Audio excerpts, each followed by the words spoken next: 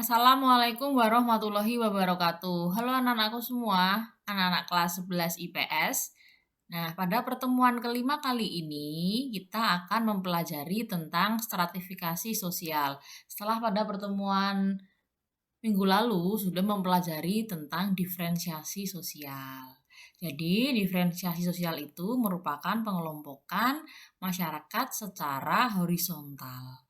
Nah, apa bedanya dengan stratifikasi sosial? Kita simak dalam video berikut ya.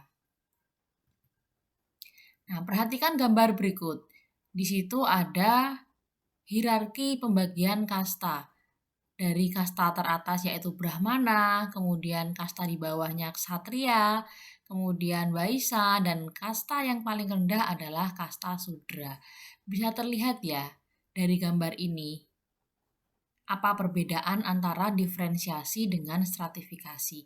Kalau diferensiasi kemarin semuanya sejajar, jadi dari agama Islam, Hindu, Buddha, Kristen, Katolik, Konghucu itu setara dan sama kedudukannya di masyarakat. Tetapi dalam stratifikasi ada hierarki atau tingkatan-tingkatan yang membedakan antara kelompok masyarakat satu dengan kelompok masyarakat lainnya.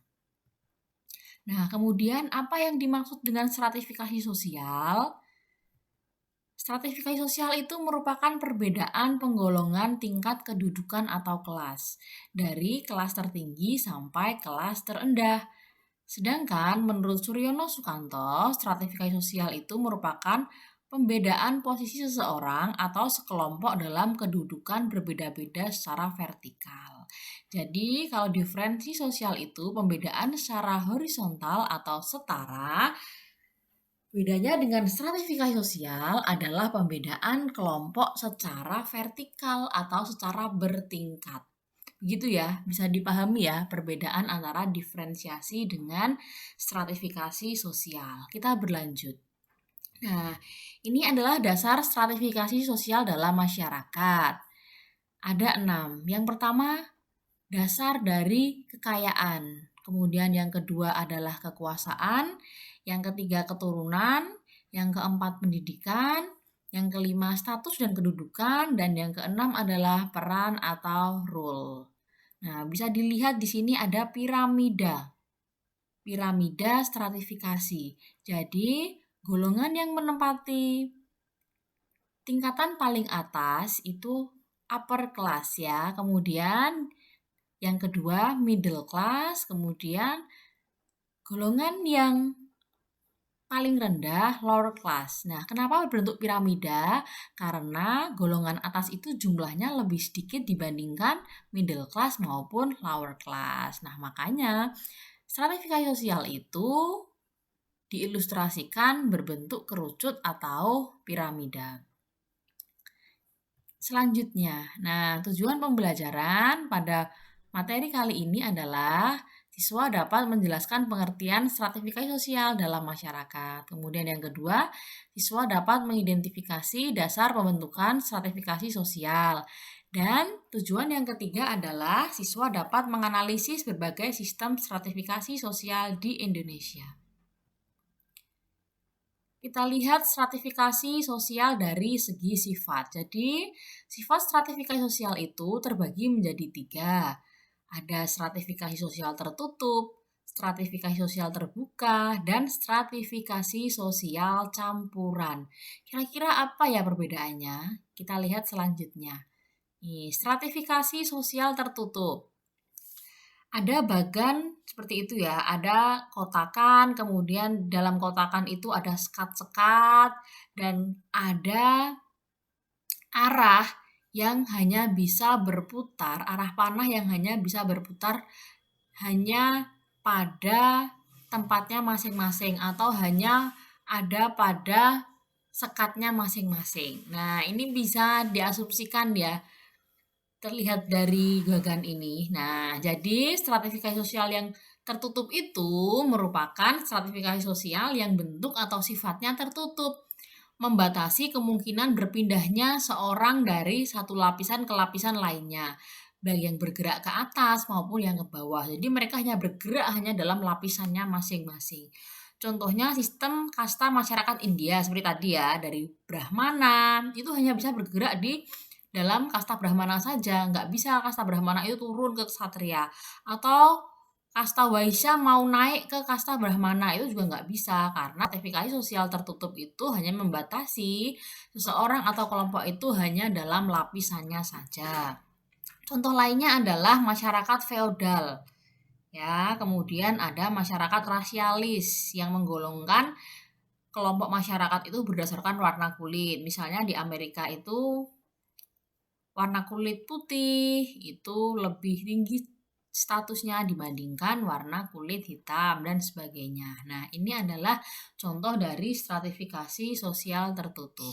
Kemudian kita berlanjut pada stratifikasi sosial terbuka. Bisa terlihat dari gambarnya itu ya, ada panah ke atas dan ada panah ke bawah. Jadi ini memungkinkan seseorang atau kelompok itu bisa naik atau turun dalam lapisan yang lain. Jadi, stratifikasi sosial terbuka itu merupakan stratifikasi sosial yang bentuk atau sifatnya terbuka, sehingga setiap anggota masyarakat memiliki kesempatan untuk berusaha naik ke lapisan yang lebih tinggi, atau jika kurang beruntung dapat jatuh ke lapisan yang lebih rendah. Contohnya, semakin maju seseorang, maka stratifikasi sosialnya akan semakin baik. Contohnya, seorang guru yang kemudian naik jenjang karirnya menjadi seorang kepala sekolah. Kemudian setelah menjadi kepala sekolah, kemudian masa jabatannya habis, kembali lagi menjadi guru. Nah, ini adalah contoh ilustrasi dari stratifikasi sosial terbuka. Lanjut ya. Yang ketiga adalah stratifikasi sosial campuran. Di situ bisa dilihat gambarnya ada panah yang berputarnya itu seperti jarum jam. Kalau tadi di stratifikasi sosial terbuka itu naik atau turun ke atas atau ke bawah lah, ini berputar. Jadi apa itu stratifikasi sosial campuran? Merupakan stratifikasi sosial yang kombinasi antara stratifikasi sosial tertutup dengan stratifikasi sosial terbuka. Kombinasi di antara kedua yang sudah saya jelaskan tadi. Contohnya, seorang anggota kasta Brahmana pada masyarakat memiliki kedudukan yang dihargai oleh masyarakat lingkungannya. Tetapi jika ia pindah ke Jakarta, maka ia harus menyesuaikan diri dengan anggota masyarakat yang baru di sana, yang tidak mengenal kasta. Berarti dia akan berbaur dengan masyarakat biasa, dan kemudian anggota kasta Brahmana tadi juga sama kedudukannya dengan masyarakat di lingkungan barunya. Itu adalah stratifikasi sosial campuran. Lanjut, kita masuk di berbagai macam sistem stratifikasi. Ada stratifikasi sosial dalam masyarakat pertanian Jawa, kemudian stratifikasi sosial dalam masyarakat feodal, yang ketiga stratifikasi sosial dalam masyarakat Belanda, kemudian stratifikasi sosial dalam zaman Jepang, kemudian yang kelima dalam masyarakat industri modern, dan yang keenam stratifikasi sosial dalam kriteria politik. Yang pertama, stratifikasi sosial dalam masyarakat pertanian Jawa. Nah, bisa dilihat ya bagan piramida di sini. Jadi, dalam stratifikasi sosial masyarakat pertanian Jawa, kelompok masyarakat yang menduduki strata tertinggi atau lapisan tertinggi itu adalah cikal bakal. Kemudian berlanjut pada bawahnya yaitu kuli kenceng, kemudian yang bawahnya kuli kendo, kemudian stratifikasi sosial yang terakhir atau yang paling bawah dan jumlahnya paling banyak itu adalah buruh tani, karena mereka tidak punya lahan pertanian. Mereka hanya ikut pada cikal bakal atau orang-orang yang memiliki tanah yang luas. Kemudian kita berlanjut ke nomor 2, stratifikasi sosial dalam masyarakat feodal atau masyarakat tradisional. Yang pertama adalah bagan stratifikasi masyarakat feodal di Keraton Yogyakarta dan Surakarta. Nah, di situ ada raja atau bangsawan yang menempati strata tertinggi. Kemudian strata yang tengah atau middle itu ditempati oleh para ulama, punggawa, dan piai. Sedangkan strata terendah yang jumlahnya paling banyak itu ditempati oleh rakyat biasa yang pekerjaannya sebagai petani, pedagang, buruh, dan sebagainya. Kemudian di sebelahnya itu adalah bagan stratifikasi masyarakat feodal di Aceh. Pasti di paling atas itu ada raja, kemudian strata yang tengah itu ada oleh balang atau pegawai raja, dan strata yang paling terendah itu adalah rakyat jelata atau masyarakat pada umumnya. Kita lanjut pada nomor 3, yaitu stratifikasi sosial dalam masyarakat Belanda. Nah, ini saat penjajahan Belanda di Indonesia. Strata yang menduduki paling atas itu adalah golongan Eropa. Kemudian yang bawahnya atau middle itu adalah golongan timur asing. Dan seperti Cina, Jepang begitu ya. Kemudian strata yang paling rendah itu adalah golongan Bumi Putra atau golongan rakyat Indonesia yang terjajah itu masuk ke dalam strata yang paling rendah. Lanjut yang keempat itu adalah stratifikasi sosial dalam zaman Jepang. Jadi dalam masa penjajahan Jepang itu bangsa Jepang jelas menduduki paling atas. Kemudian bangsa Bumi Putra atau kita rakyat Indonesia itu masuk di strata nomor 2 dan strata yang terendah itu adalah bangsa Eropa dan Cina. Lanjut pada stratifikasi sosial dalam masyarakat industri modern. Nah, seperti saat ini ya. Jadi, dalam masyarakat industri itu stratifikasinya itu berdasarkan kriteria profesi, begitu ya. Dan juga kriteria ekonomi. Untuk kriteria profesi, itu strata yang paling tinggi itu ditempati oleh kelompok profesional.